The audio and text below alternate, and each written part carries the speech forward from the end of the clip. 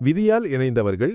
கொடைக்கானல் மலைத்தொடர்களை தழுவி வந்த மழை கொடைநகரின் மாலையை மேலும் கனமாக்கிக் கொண்டிருந்தது.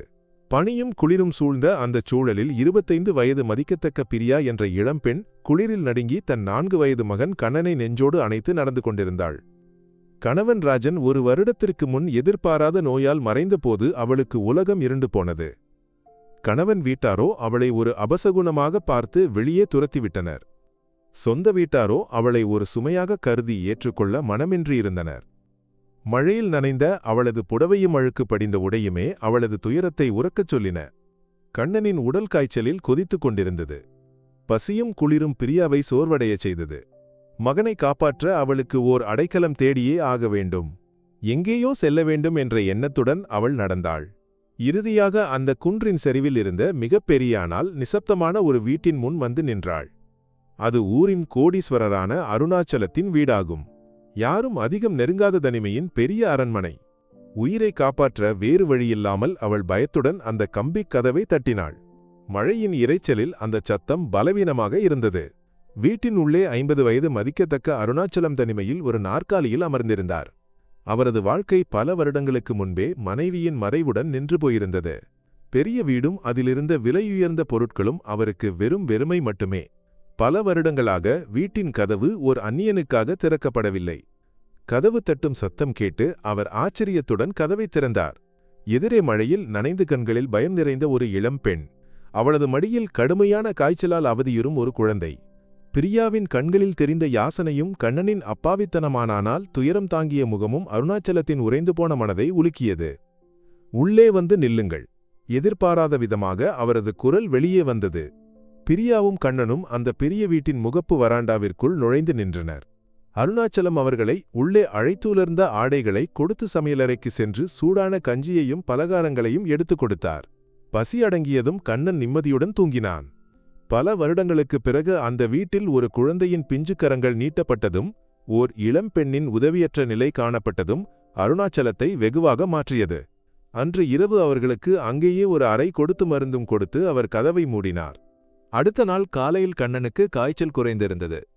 அருணாச்சலம் உறங்கிக் கொண்டிருந்தபோது பிரியா தனக்கு கிடைத்த உதவிக்கு பிரதியுபகாரமாக ஏதாவது செய்ய வேண்டுமென்று தீர்மானித்தாள். அவள் அந்த பெரிய வீடு முழுவதையும் சுத்தம் செய்ய ஆரம்பித்தாள். ஒழுங்கில்லாமல் கிடந்த அறைகள், தூசு படிந்த நாற்காலிகள், எங்கெங்கும் வியாபித்திருந்த நிசப்தத்தின் எச்சங்கள். அவள் எல்லாவற்றையும் துடைத்து அகற்றினாள். அருணாச்சலம் எழுந்து வெளியே வந்தபோது கண்ட காட்சி அவரை ஆச்சரியப்படுத்தியது. வீடு முழுவதும் பளபளத்தது. ஒருவித நறுமணம் சூழ்ந்திருந்தது. சமையலறையில் ஒரு தேநீரின் வாசனை. பல வருடங்களுக்கு முன் தன் மனைவி மட்டுமே இந்த வீட்டில் இவ்வளவு ஒழுங்கையும் நேர்த்தியையும் கொண்டு வந்திருந்தார். பிரியாவின் எளிமையும் நேர்மையும் அவருக்கு தன் மனைவியின் நினைவுகளை மீண்டும் கொண்டு வந்தன. பிரியா புறப்பட தயாரானபோது அருணாச்சலம் அவளை தடுத்தார். நீங்கள் போகிறீர்களா? பிரியா தலைகுனிந்தாள். எனக்கு வேறு வழியில்லை ஐயா. உங்கள் உதவியை நான் ஒருபோதும் மறக்க மாட்டேன். அவர் சிறிது நேரம் தயங்கினார். தனிமை மீண்டும் தன்னை கவ்விக்கொள்ளும் என்ற பயம் அந்த மனதில் நிரம்பியது. பிரியாவின் துயரக்கதை முழுவதையும் கேட்டபின் அவர் ஒரு வாக்குறுதியை கொடுத்தார். நீங்கள் இங்கேயே தங்கிக் கொள்ளுங்கள். வீட்டு வேலைகளை செய்வதற்கு பதிலாக உங்களுக்கு இங்கு பாதுகாப்பாக தங்கலாம். உணவும் மற்ற வசதிகளும் இங்கே கிடைக்கும். பணம் எனக்கு வேண்டாம் ஐயா. வாழ்வதற்கு ஒரு இடம்தான் எனக்கு தேவை. கண்ணீருடன் பிரியா சொன்னாள். அது அருணாச்சலத்தின் மனதை தொட்டது.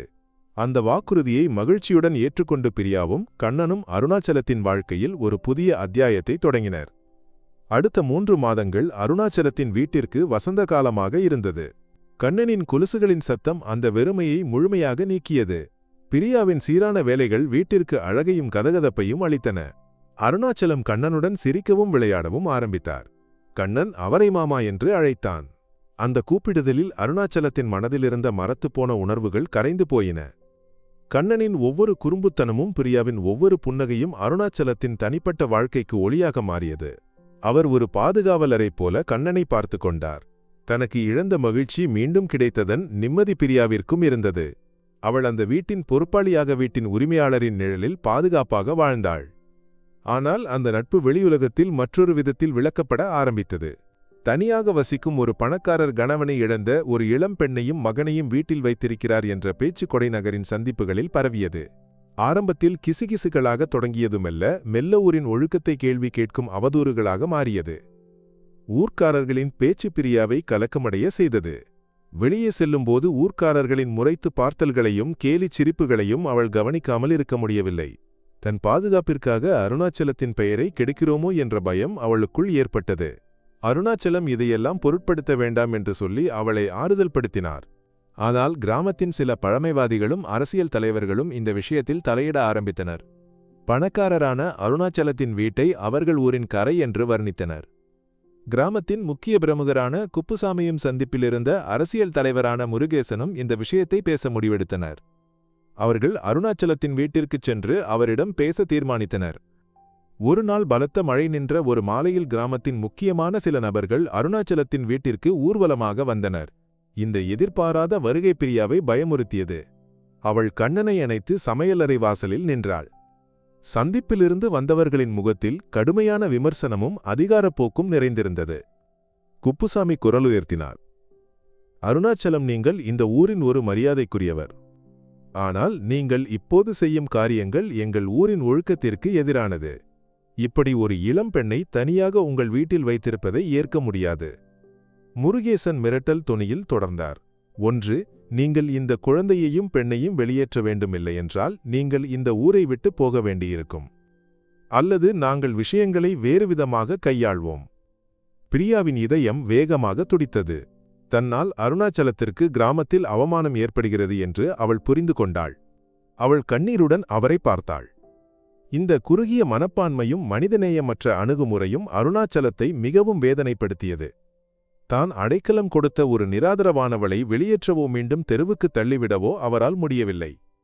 சட்டங்களை விடவும் ஊர் வழக்கங்களை விடவும் மனிதநேயமே பெரிது என்று அவர் உறுதியாக நம்பினார். ஆனால் கிராமத்தின் சில பழமைவாதிகளும் அரசியல் தலைவர்களும் இந்த விஷயத்தில் தலையிட ஆரம்பித்தனர். பணக்காரரான அருணாச்சலத்தின் வீட்டை அவர்கள் ஊரின் கரை என்று வர்ணித்தனர். கிராமத்தின் முக்கிய பிரமுகரான குப்புசாமியும் சந்திப்பிலிருந்த அரசியல் தலைவரான முருகேசனும் இந்த விஷயத்தை பேச முடிவெடுத்தனர். அவர்கள் அருணாச்சலத்தின் வீட்டிற்குச் சென்று அவரிடம் பேச தீர்மானித்தனர். ஒரு நாள் பலத்த மழை நின்ற ஒரு மாலையில் கிராமத்தின் முக்கியமான சில நபர்கள் அருணாச்சலத்தின் வீட்டிற்கு ஊர்வலமாக வந்தனர். இந்த எதிர்பாராத வருகை பிரியாவை பயமுறுத்தியது. அவள் கண்ணனை அணைத்து சமையலறை வாசலில் நின்றாள்.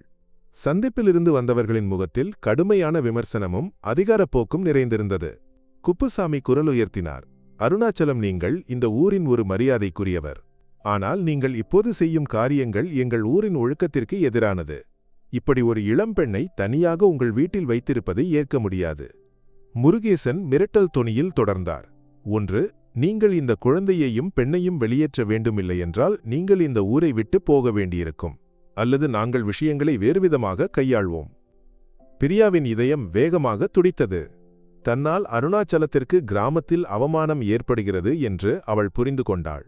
அவள் கண்ணீருடன் அவரை பார்த்தாள். இந்த குறுகிய மனப்பான்மையும் மனிதநேயமற்ற அணுகுமுறையும் அருணாச்சலத்தை மிகவும் வேதனைப்படுத்தியது. தான் அடைக்கலம் கொடுத்த ஒரு நிராதரவானவளை வெளியேற்றவோ மீண்டும் தெருவுக்கு தள்ளிவிடவோ அவரால் முடியவில்லை. சட்டங்களை விடவும் ஊர் வழக்கங்களை விடவும் மனிதநேயமே பெரிது என்று அவர் உறுதியாக நம்பினார். பிரியாவிற்கு எதிராக வந்த மிரட்டல்கள் அருணாச்சலத்தின் மனதில் ஒரு தீப்பொறியாக மாறியது. அவர் ஒரு நிமிடம் கண்ணை மூடி நின்றார். பிறகு குரலுயர்த்தினார். உங்கள் ஒழுக்கங்களைப் பற்றியும் ஊர் வழக்கங்களைப் பற்றியும் உங்களுக்கு தெரியுமென்றால் நான் உங்களிடம் ஒரு விஷயம் சொல்கிறேன். நான் சட்டப்படி தவறாக எதுவும் செய்யவில்லை. ஆனால் இந்த நிமிடம் முதல் நான் அதை சரியாகச் செய்கிறேன். அவர் நேராக வீட்டின் பூசை அறைக்குச் சென்றார். அங்கே குத்துவிளக்கின் முன் ஒரு சிறிய தங்கத்தாலிச்சரம் இருந்தது.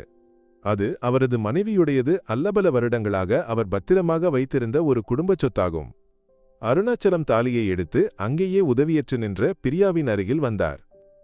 கூட்டத்தின் நடுவில் நின்ற அருணாச்சலம் அந்த தாலிச்சரத்தை பிரியாவின் கழுத்தில் கட்டிக்கொண்டு எரிந்து கொண்டிருந்த குத்துவிளக்கின் சாட்சியாக உரக்க அறிவித்தார்.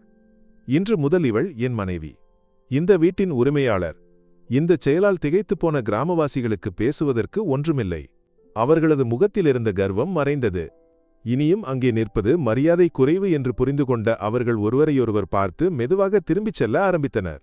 அருணாச்சலம் பிரியாவை பார்த்து புன்னகைத்தார். அவளது கண்களில் அதிர்ச்சியும் அதனுடன் சொல்ல முடியாத அன்பும் நிறைந்திருந்தது. ஊர்க்காரர்களின் மிரட்டல் ஒரு திருமணத்திற்கு வழிவகுத்தது. அந்த அறிவிப்புக்கு பிறகு பிரியாவிற்கும் அருணாச்சலத்திற்கும் இடையே ஒரு ஆழமான பாசபந்தம் உருவானது. அருணாச்சலம் கண்ணனுக்கு தந்தையானார், பிரியாவிற்கு கணவரானார். கண்ணன் தன்மாமாவை அப்பா என்று அழைக்கத் தொடங்கினான்.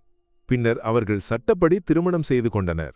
பதிவு அலுவலகத்தில் நடந்த எளிய சடங்கில் அவர்களுடன் மகிழ்ச்சியுடன் கண்ணனும் இருந்தான். அருணாச்சலம் தன் வாழ்க்கையில் இழந்த எல்லாவற்றையும் பிரியா மூலமாகவும் கண்ணன் மூலமாகவும் திரும்பப் பெற்றார். மனிதநேயம் என்பது சமூகத்தின் எந்தச் சட்டங்களை விடவும் பெரியது. அருணாச்சலம் அடிக்கடி சொல்வார். பிரியாவின் எளிமையும் கண்ணனின் சிரிப்பும் தான் இந்த வீட்டிற்கு உயிரைக் கொடுத்தது. கொடை நகரில் மழை பெய்த அந்த பெரிய வீடு இப்போது அன்பின் மற்றும் மகிழ்ச்சியின் ஒளிக்கலங்கரை விளக்கமாக மாறியது. அவர்கள் பின்னர் மகிழ்ச்சியுடன் வாழ்ந்தார்கள்.